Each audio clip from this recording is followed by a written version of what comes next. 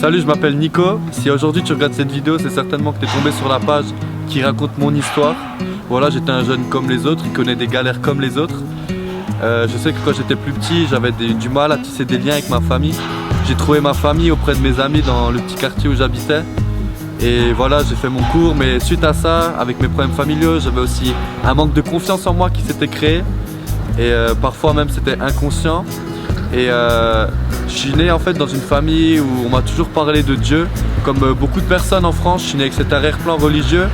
Et comme beaucoup de jeunes en France aussi, je me suis éloigné de ce genre de choses.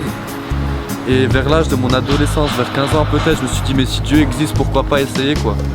Et j'ai essayé, mais j'ai vu combien c'était nul en fait de devoir suivre des contraintes, suivre des règles, suivre des fais ci, fais ça, fais pas ça.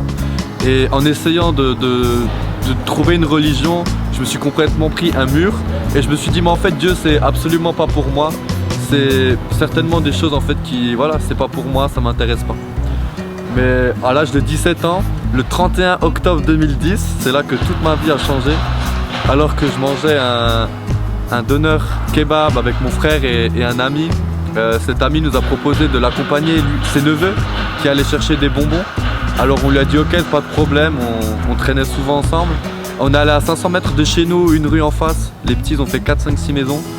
Puis il sonne à une maison, il y a quelqu'un qui sort et qui dit moi je fête pas Halloween. Et à ce moment-là, quand ce gars il dit ça, il y a une voix dans ma tête qui me dit va chez lui, il va prier pour toi. Mais une voix comme si maintenant moi je t'appelais, que t'entendais que je t'appelais mais tu sais pas d'où ça vient. Et je me suis dit punaise Nicolas, ça va pas, tu deviens fou.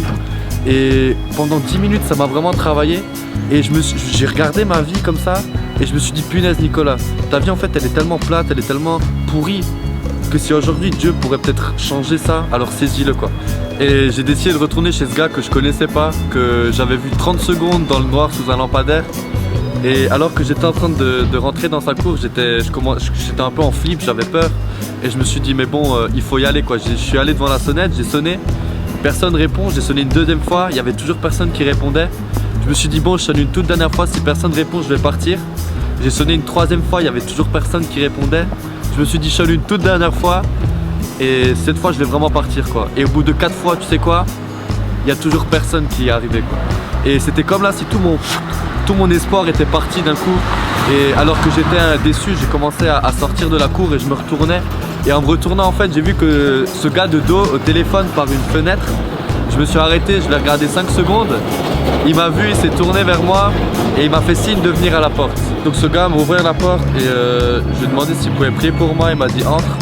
Et depuis ce soir-là, en fait, ma vie a complètement changé. Dieu s'est vraiment révélé à moi à travers cette expérience. Il a ouvert mon cœur. J'ai su apprendre à tisser des liens avec ma famille, avec mon père surtout.